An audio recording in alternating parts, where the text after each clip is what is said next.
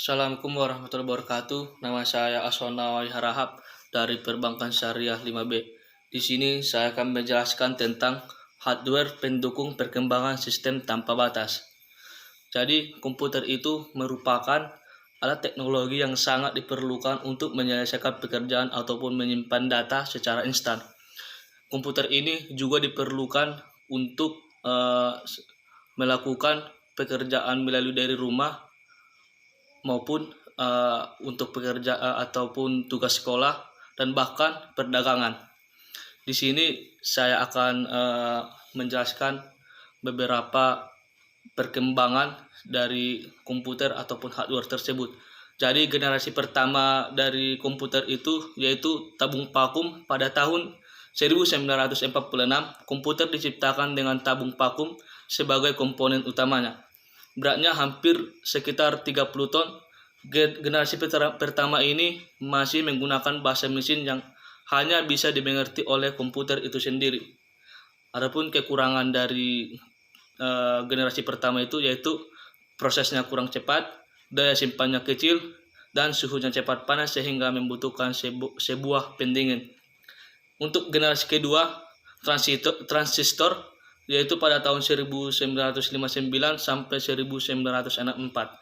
Transistor menggantikan kedudukan vakum tube dalam menyimpan dan perkembangan hardware komputer sangat cepat dari yang sederhana sampai ke hardware yang paling kompleks.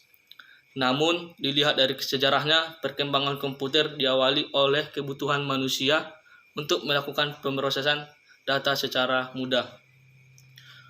Walaupun prinsip itu tetap berlaku, perkembangan hardware komputer itu sendiri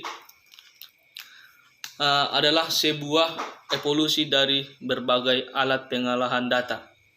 Stop dulu. Ya, Komputer sering diidentikan dengan personal komputer atau PC. Pada dasarnya komputer merupakan peralatan elektronik yang terdiri dari hardware dan software. Hardware adalah semua bagian fisik komputer dan dibedakan dengan data yang berada di dalamnya atau yang beroperasi di dalamnya, dan dibedakan dengan perangkat lunak yang menyediakan instruksi untuk perangkat keras dan menyelesaikan tugasnya.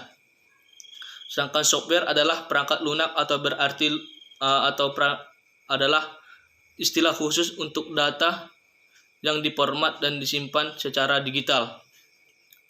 ya, Termasuk program komputer, dokumentasinya, dan berbagai informasi yang bisa dibaca dan ditulis oleh komputer. Dengan kata lain, bagian sistem komputer yang tidak berwujud. Komputer adalah pemroses data yang dapat digunakan untuk melakukan tugas-tugas, yaitu menerima masukan atau input berupa data dan perintah, dan mengelola input dengan program yang tersimpan, serta memberikan hasil atau output sesuai dengan tujuan pengolahan. Untuk elektronik data processing atau EDV, komputer tidak bisa melakukan apa-apa jika tidak ada instruksi atau perintah. Kumpulan instruksi yang dikenali oleh komputer disebut juga dengan program. Jika ingin memerintah komputer, cukup gunakan program yang sudah terinstall. Salah satu software terpenting adalah sistem operasi. Sistem operasi bertanggung jawab mengatur program-program lain yang sedang dijalankan serta menjembatani program aplikasi dengan hardware. Komputer yang digunakan ini dibangun berdasarkan teknologi elektronika digital. Ada 3 sistem yang penting dalam operasi dasar komputer, yaitu brainware atau penggunaan komputer, yang kedua hardware, perangkat keras, dan yang ketiga software atau perangkat lunak. Untuk pengertian dari brainware, secara sederhana, pengertian brainware adalah orang yang menggunakan atau mengoperasikan sebuah perangkat komputer. Dengan kata lain, brainware adalah seorang manusia yang memiliki kemampuan dalam menggunakan komputer. Brainware sering juga disebut sebagai perangkat intelektual yang memakai dan menjelajahi kemampuan hardware atau perangkat keras maupun software perangkat lunak. Untuk fungsi brainware secara umum, dari penjelasan definisinya kita dapat mengetahui beberapa fungsi dari brainware. berikut. Yang pertama adalah sebagai program. Tugas utama dari seorang programmer adalah untuk membuat program yang dibutuhkan dalam sistem komputer. Selain itu, programmer juga dapat berperan sebagai pihak yang menjaga keamanan di sebuah sistem komputer. Untuk yang kedua yaitu sebagai administrator. Seseorang yang memiliki tugas dan kemampuan untuk mengelola suatu sistem operasi beserta program yang dijalankan pada sebuah komputer maupun jaringan dalam perusahaan. Ada juga yang disebut dengan database administrator yang bertanggung jawab langsung terhadap sistem database perusahaan yang tugasnya mengatur, mengelola dan menyimpan data untuk diakses dan lain-lain. Untuk hardware atau perangkat keras komputer adalah semua jenis piranti atau komponen komputer yang bagian fisiknya dapat dilihat secara kasat mata dan dirasakan langsung. Biasanya hardware terlihat sebagai bentuk output dari setiap proses sistem operasi komputer. Namun tentu saja perangkat keras harus dibantu dengan software pendukung agar perintah yang ada dalam komputer dapat dioperasikan dengan baik.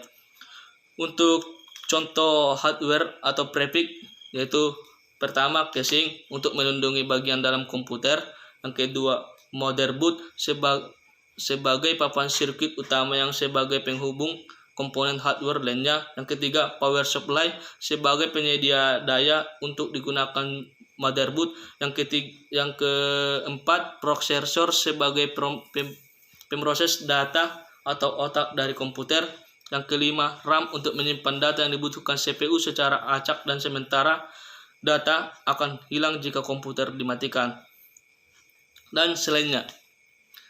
Untuk software, pengertian software adalah suatu bagian dari sistem komputer yang tidak memiliki wujud fisik dan tidak terlihat karena merupakan sekumpulan data elektronik yang disimpan dan diatur oleh komputer berupa program yang dapat menjalankan suatu perintah.